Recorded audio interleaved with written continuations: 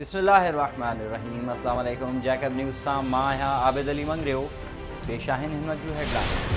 वफ़ाक़ी वज़ीर मोहम्मद मियां सूमरो जी अमड़ ऐं जैकबाबाद ज़िले जी अॻूणी नाज़मा बेगम सईदा अहमद सूमरो लाॾाणो करे वई। बेगम सईदा अहमद सूमरो पंहिंजे ज़िलई नाज़मी वारे दौर में जैकबाबाद वासियुनि लाइ तरक़ियाती कमनि समेत केतिरा ई फलाही कम बि कया। अॻूणी ज़िलई नाज़मा मरहूमा बेगम सईदा सूमरो जी जनाज़ा नमाज़ ईदगाह में संदसि पुटु वफ़ाक़ी वज़ीर सरदार मोहम्मद मियां सूमरो पारां पढ़ाई वई, जंहिं बाद मरहूमा खे सवें आले नखेनि सां ॻोठ अहमद मियां सूमरो में संदसि मुड़ुसु अहमद मियां जी क़बर भरिसां मिटी मां हवाले कयो वियो। वफ़ाक़ी वज़ीर सरदार मोहम्मद मियां सूमरो जी अमड़ जी वफ़ात ते सिंध बलोचिस्तान जे मुख़्तलिफ़ सियासी समाजी मज़हबी कारोबारी कबीलाई शख़्सियतनि पीर ऑफ हमायूं शरीफ मियां अब्दुल बाकी, मियां अब्दुल बासित, सरदार सखी अब्दुल रज़ाक खोसो, सरदार तारिक जावेद लोहर, सरदार बशीर अहमद कटोहर, मुबीन Khan Baloch, Didar Jatoi, SSP Jacobabad Mohammad Tariq Nawaz, deputy commissioner Jacobabad Ghazanfar Ali Qadri, Mir Asghar Khan Panwar, Mohammad Sharif Mugheri, Sabir Khan Khoso, Ahmed Ali Birohi, Nadeem Qureshi, Haji Abdul Sattar Birohi, Mehboob Soomro, SSP Munir Ahmed Khoro, Mir Haroon Rashid Soomro, XCN Jacobabad, senior सहाफ़िन जैकब न्यूज़ जे CEO मोहम्मद असलम गोलो,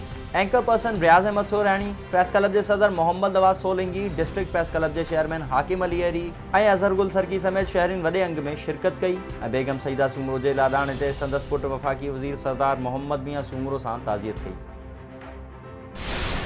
जैकबाबाद में पीअण जे मिठे पानी जी अदम फराहमी बाबत फर्स्ट सिविल जज जी अदालत में ॿुधणी थी गुज़री। ॿुधणी में MSDP जे MD समेत समूरा अमलदार, मुख़्तियारकार म्यूनिसिपल अमलदार पेश थिया। हिंदू बिरादरी जे शल्लू कुमार, सुनील ऐं जयराम पारां अदालत में शिकायत कई वई त 100 घरनि खे अञा ताईं कनेक्शन बि नाहिनि ॾिना विया। अदालत पारां MSDP खे पाबंद बणायो वियो त कनेक्शन ॾेई रिपोर्ट कई वञे। म्यूनिसिपल अमलदारनि अदालत खे ॿुधायो त बिजली मुहैया न पई कई वञे, जंहिं सबबु पाणी न ॾेई सघिया आहियूं।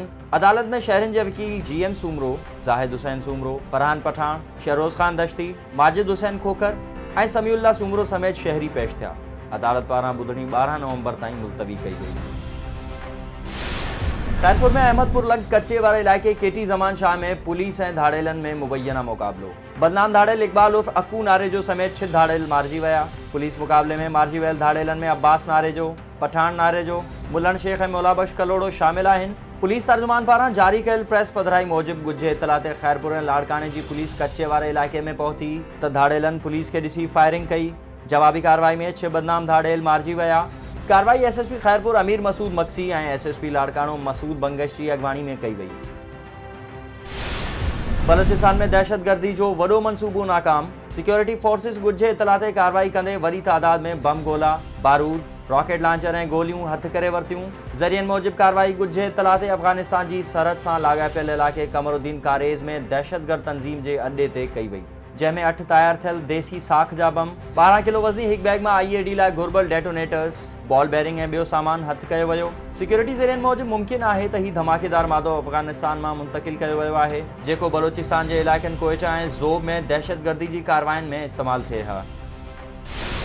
एक हफ़्तो अॻु ज़ाल खे कारें इल्ज़ाम हेठि क़त्ल कंदड़ जवाबदार बालाश जखरानी गिरफ़्तार। SHO बख्शापुर गुलाम कादिर जतोई मूजिब गुझे इतला ते कार्रवाई कंदे जवाबदार खे बग़ैर लाइसेंस बंदूक समेत गिरफ़्तार करे क़त्ल केस में ज़ाहिर करण बाद 13 ॾींहं जो केस दाख़िल करे छॾियो आहे।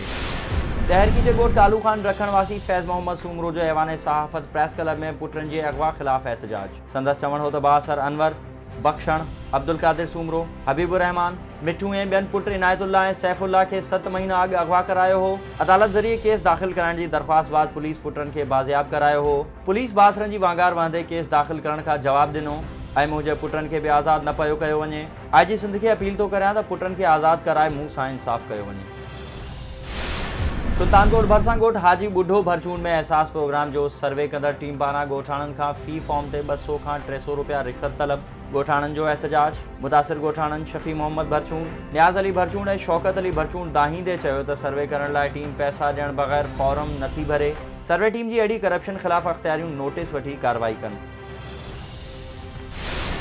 तहरीकी जे अलकुतुब टाउन जे रहवासी इमामदीन मलिक जो घर में चोरी थियण ख़िलाफ़ एहतजाज। मुतासिर दाहींदे चयो त भाइटे जी वफ़ात ते घर के ताला लॻाए फौतगी ते वयुसि त पुठियां अणसुञातल चोर समूरो सामान ॿोहारे विया।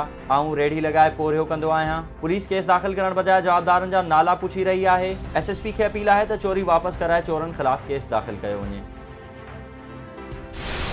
सखर जी यूसी अरणा में इंतजामी नाअहली सबब गंदगी पखड़जी वही। हर हंध गंदगी जा ढेर लगल। मीरानी मोहल्ला पुरानो सखर ऐं ॿियनि इलाइक़नि में सफ़ाई न थियण ख़िलाफ़ एहतजाजी मुज़ाहिरो कयो वियो। शहरिन अमीर बख्श मीरानी, साले मोहम्मद मीरानी, शाहिद अली महर, रुस्तम अली महर ऐं ॿियनि जो चवणु हो त नालियुनि जो गंदो पानी घरनि, घिटिन ऐं मस्जिदनि में बीठल आहे। शिकायतनि बावजूद सफ़ाई न पई कराई वञे। इंतज़ामिया खां घुर था कयूं त यूसी अरणा जी सफ़ाई कराए गंदगी ख़त्म कराई वञे।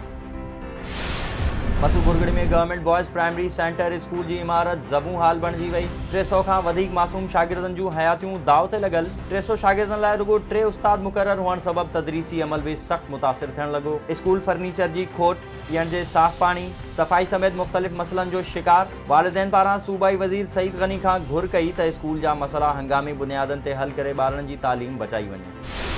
गढ़ी यासीन में पुलिस पारां DSP गढ़ी यासीन सरताज आगानी ऐं SHO गुलज़ार अली बुर्लो जी अगवानी में तालके जे मुख़्तलिफ़ थाननि रखण, मदेजी, ॻाहीजा, अमरोट, आगा फारम, दिलावर मारफानी ऐं गोलो दड़ो समेत ॿियनि थाननि जी पुलिस नफ़री जो फ्लैग मार्च, खीरथर कैनाल पुल, नौशेरो अबड़ो रोड, बांभीहड़ रोड ऐं शिकारपुर रोड समेत शहर जा समूरा रस्ता सील करे शहर जे ड्रखण नाको, शाही बाज़ार, नेशनल बैंक चौक ऐं नूर मुस्तफ़ा चौक ते मौजूद होटलनि ऐं दुकाननि ते सर्च ऑपरेशन करे 10 खां वधीक शकी माण्हुनि खे गिरफ़्तार कयो वियो। कंदकोट में 12 रबीउल अव्वल जे इंतजामनि बाबति डेप्यूटी कमिश्नर ऑफिस में DC मुनव्वर अली मिठियाणी जी सदारत हेठि गॾिजाणी थी गुज़री। गॾिजाणी में SSP कश्मीर अमजद शेख, रेंजर्स अमलदारनि, रेवेन्यू, सेहत, TMO समेत मुख़्तलिफ़ मकतब फ़िक्र जे उलमान शिरकत कई ऐं 12 रबीउल अव्वल ते हिक ॿिए सां भरपूर साकार जी ख़ातिरी कराई वई। गोज़दारवाड़ा में मीलाद मुस्तफ़ा के सिलसिले में मीलाद कमेटी पारां अमजद टांवरी, सलीम उजण, एहसन गुलाब टांवरी, उस्ताद इरशाद टांवरी ऐं ॿियनि जी अगवानी में नूरानी जामा मस्जिद खां रैली कढी वई, जेका मुंतज़िर मेहदी चौक ऐं नाका चौक खां थींदी खानवा पुल ते पहुती। समूरो इलाइक़ो सरकार जी सनाए मरवा ऐं मुस्तफ़ा जी सदाउनि सां गूंजी उथियो।